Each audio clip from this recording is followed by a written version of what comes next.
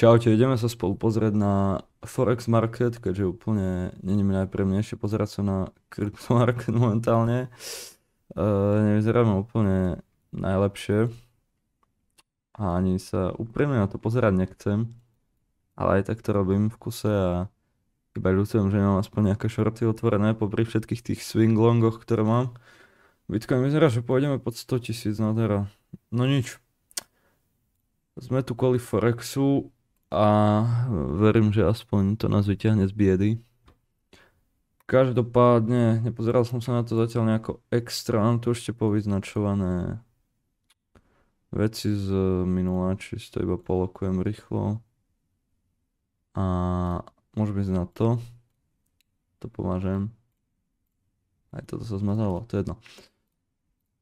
Čiže, toto je GU, euro. Si zmažem celé. Uvidíme, čo ostane. No dobre. Čiže poďme na to.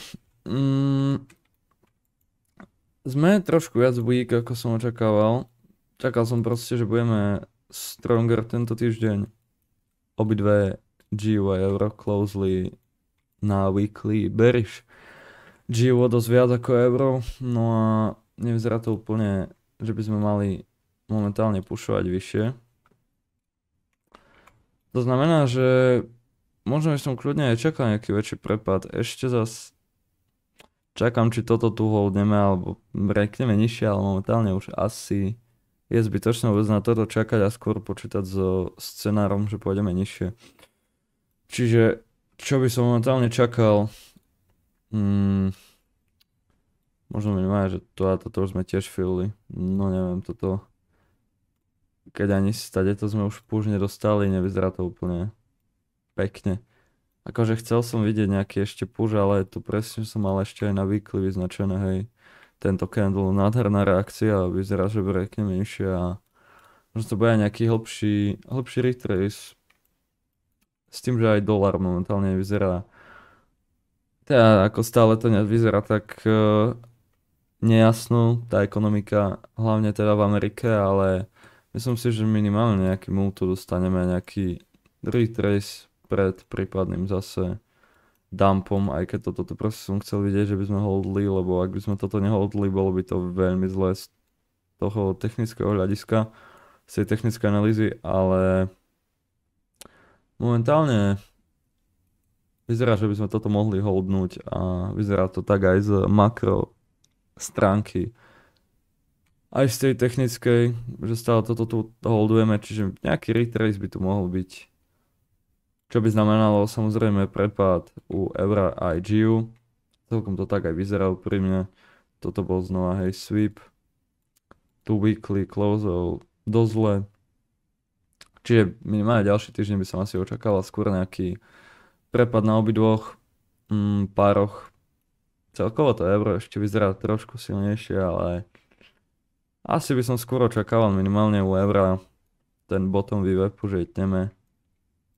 Prípadne, keď sa kúknem na daily, akože, kebyže toto bol retrace, to znamená, že by sme mali, hej, takýto move, tak teraz by sme mali breaknúť cez tieto highs, hej, ale pochybujem, že sa to stane, čiže celkovo proste už nie som až tak bullish, stále budem skôr momentálne teraz sledovať tie daily, alebo že ako sa bude tá cena chovať v daný deň a celkovo upravovať ten bias na daily bázach. Overall, ale myslím si, že akože z tohto hľadiska sme stále bullish, ale tým, že sme failli to breaknúť, tak by som asi skôr očakával, že nejaký väčší prepad teda na obidvoch, jak som vravel. Nejaký hrubý odhad, ten bottom vývepu by sme kľudne mohli navštíviť na evre, že by nebol až taký ani veľký prepad, nejakých 120 pips. No a 2GU toto už testlo a nevyzerá, že by to nejako... Hej, to bol pekný break, swing structure, ale momentálne sme už tu breakli aj nižšie. Nie na swingu, ale proste na štvorhodinovej štruktúre. Pochybujem, že toto holdneme. Pri mne už pochybujem, že by sme aj toto holdli, ale ono teoreticky by sme mohli. Uvidíme, ako sa tá cena bude chovať, keď sa to tam dostane. Lebo zase nechcem teraz hovoriť, že budeme kvôli jednému takémuto týždňu, že by sme nejako išli teraz, hej, tu niekde, alebo proste znova mať nejaký 1000 pips prepad, ale už nie som tak veľmi bullish, ako som bol doteraz a myslím si, že to je celkom opodstatnené. Čiže momentálne proste už nie som tak bullish, ako som bol. Budem naďalej sledovať, čo sa bude diať, ale toto vyzerá, hej, znova daily retrace a teraz vyzerá, že sme spravili tento move a pôjdeme zase nižšie. Čiže budúci týždeň skôr sa budem pozerať po shortoch, uvidíme, ako to teda bude vyzerať v daný deň. Tie news to môžu dosť ovplyvniť. Pozrieme sa ešte na news, kde máme budúci týždeň. V pondelok PMI na eure, aj na GU, nakoniec aj na USD. To je veľmi volatilný pondelok, nezvyčajné na pondelok, ale možno, že by som pondelok aj skipol. Aj keď tie news sú tak, no podelené, uvidím, zase tie PMI nie sú až taký high impact ako CPI, čiže možno aj budem tradiť, uvidím. Nie som úplne 100% rozhodnutý na základe toho, aké news budú, ale uvidíme, aký bude outcome a podobne. Následne útorok, Powell speech o 4:00.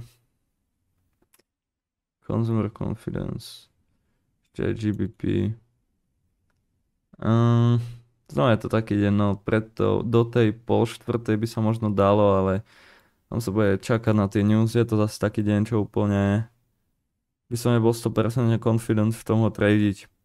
Streda, Powell testifies, aha, tu je testifies, no. Znova také celkom, ten Powell, keď proste má nejaký speech, a keď posledné mesiace to už tak veľa nerobí, ale niekedy to proste zvykne, má nejaký veľký impact, čiže uvidíme.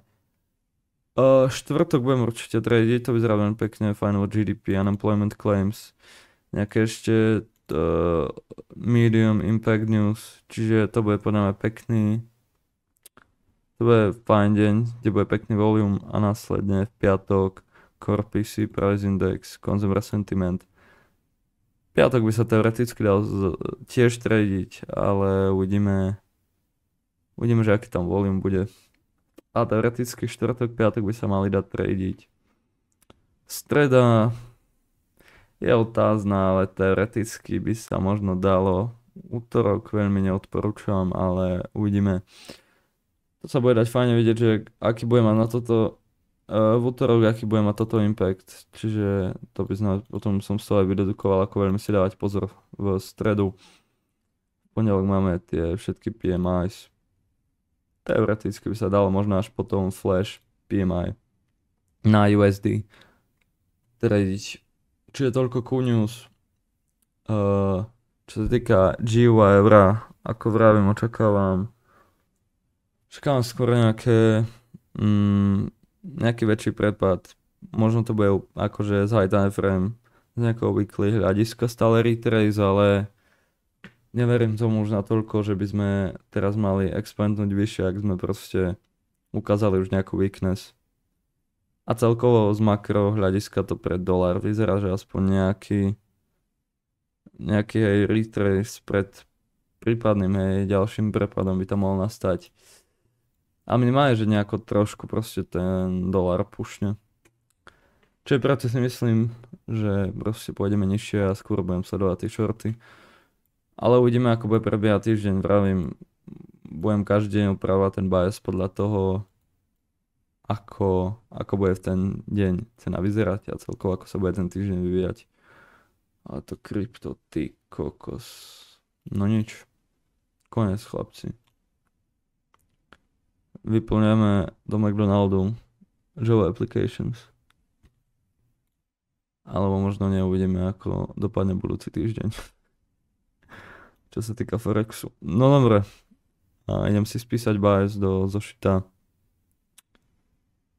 A užívajte nedelu. Čaute.